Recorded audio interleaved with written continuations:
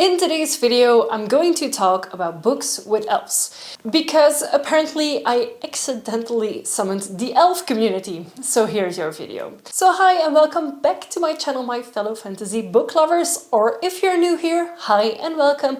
My name is Kathy and I'm a fantasy book reader from Belgium.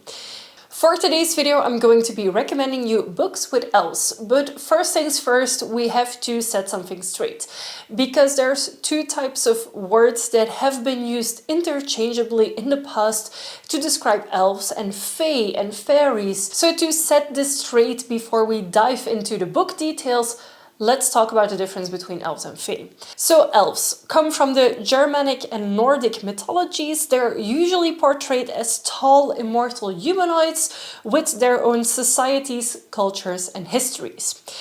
They are usually wingless and they are a magical race. They're not just creatures, and they are often also connected to ancient knowledge and laws. In modern fantasy, and mostly thanks to Tolkien, the elves became a people and a true civilization. On the other hand, we have fae. They come from the French and Latin folklore and are connected to the word fate. They are a broad supernatural category. They can be tiny, winged, or they can even be godlike creatures. They are tricksters, spirits, and forces of nature, and they are not necessarily humanoid. So fae aren't just one type of being, they are an entire supernatural world. And while historically the terms overlap or elf might be seen as a subclass of fae, in modern history they are definitely separated into two different categories. So in this video, when I talk about elves, I mean the classic definition, the Tolkien-esque elf, and not fae. So now that we've cleared that up, here's a list of fantasy books with elves inspired by different traditions. From epic high fantasy to modern romantasy. And the first one on my list is of course Tolkien. We cannot talk about elves without talking about Tolkien, and of course in the entire The Hobbit, Lord of the Rings series there are a lot of elves included, but there is one book in particular that really goes into the elf races and everything that is before Lord of the Rings and The Hobbit. The Silmarillion, and this is the blueprint for how modern fantasy describes elves. So thanks to Tolkien and his histories, the elves, as you probably know them and like them today, have been created. And this book is really the foundation of what makes elves elves. The immortality, the tragedies, and of course the culture and the language. And Tolkien's Elvish has actually formed the Elvish that some of you might know today. And I remember when I was younger, I was trying to even write in Elvish and try to learn the language. So yeah, I might have been a little bit of a nerd growing up, and I still am. The next series has especially been recommended by my partner, who has read all of the books in the Eragon series by Christopher Paolini. Now, if you watch the movie that we love or hate or both, you will see that there are a few elves already in that movie, but in the books they play a very important role, and they also have a lot more presence in the books than they do in the movie. So if you want dragons, elves, and epic fantasy, the Eragon book series is really for you.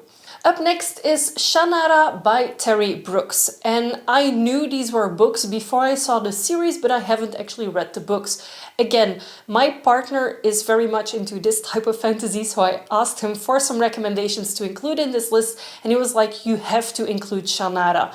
There are a lot of books, and a lot of the Asian civilization and the mythology in these books is based on elves and the elven race, and the elven race is of course present in these books.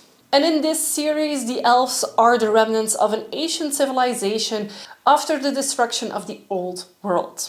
Up next, we have another series of books that also has been turned into a notorious TV series, and it is The Witcher. Now, The Witcher books also have a lot of elves in them, even more than in the series.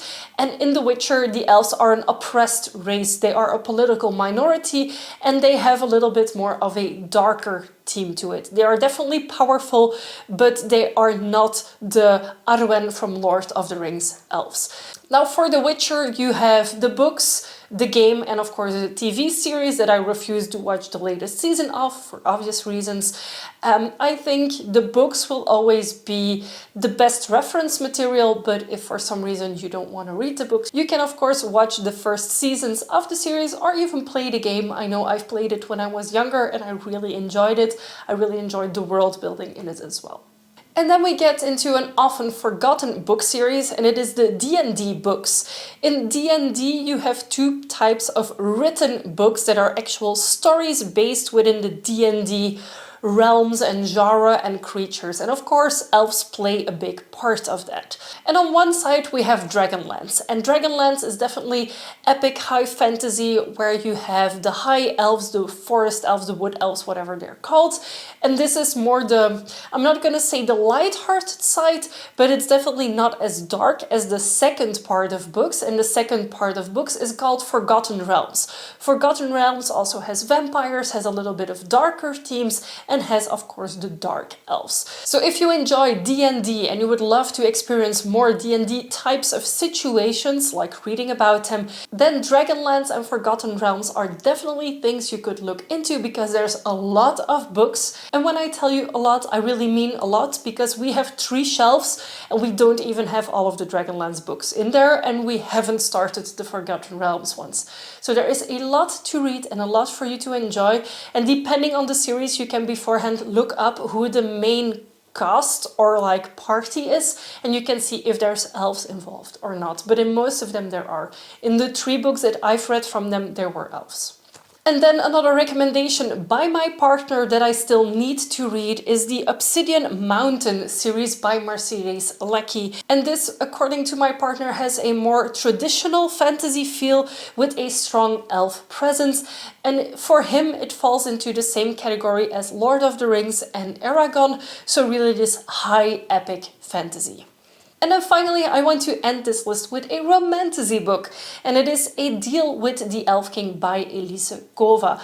Now, the elf in this book leans more towards the fae that I notice is used a lot in fantasy books nowadays, but it is definitely an elf and an elven race and an elven society that this book talks about. Now, this is a YA fantasy romantasy book, so this could be totally up your alley or totally not. So now that you know the difference, are you team elf or fae? Let me know in a comment. For the people who requested this video, was this actually what you hoped for, or what elf book made you ask for it? Because I'm very curious. You all came out of nowhere, but I'm really glad you did. And of course, if you've watched this video and you have more book recommendations with elves, feel free to leave them in a comment down below. And I promise you, by this time next year, I will read more books with elves in them so I can make an updated list. If you enjoyed this video, give it a big thumbs up. And if you haven't already and you'd like to be, feel free to subscribe to my channel. I make new videos every week and I would love to hear for every single one of them.